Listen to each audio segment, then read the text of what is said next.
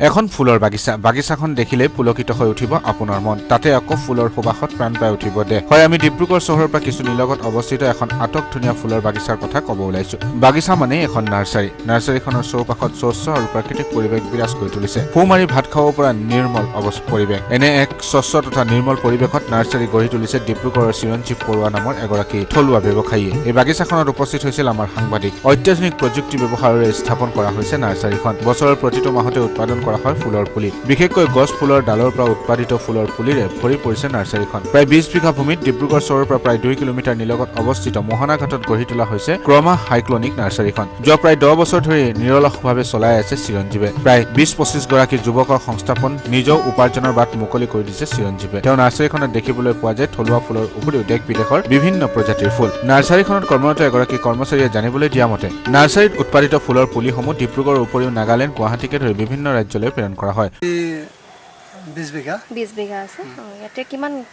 কিমান মানুহ ইয়াতে শ্ৰমিকে কাম কৰে 20-25 আমাৰ ইয়াত বিশেষকৈ আমাৰ 3-4টা মান আমাৰ নিজৰ মানে একদম ভালকৈ আমি ইয়াতে নিজে প্ৰডাক্ট কৰা আৰু বাকী আছে বহুত আৰু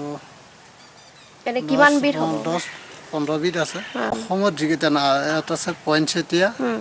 কিষান ধামম তাৰপৰা আপোনাৰ কেলাঞ্চু আছে বগেনভেলি আছে তাৰপৰা হেবিস্কাছ আছে আৰু আমাৰ হেবিস্কাছ আছে জবা হেবিস্কাছ এখেতে হয়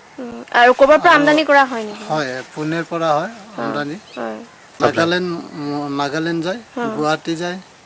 আৰু অন্যান্য ঠাইত যিখন এতিয়া 9 বছৰমান চলি আছে আপুনি কিমান বছৰ ধৰি ইয়াৰ লগত জড়িত মই ইয়াৰ মানে জন্মৰ পৰাই থকা বুলি ক'ব নহয়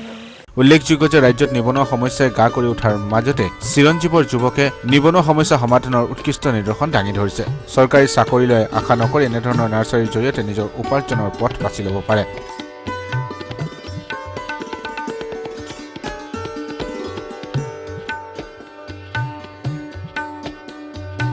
ডিব্ৰুগড়ৰ পৰা UATVৰ হৈ লুচনা গগৈ আৰু জ্যোতিষ কুমাৰ পাটিৰৰ ৰিপৰ্ট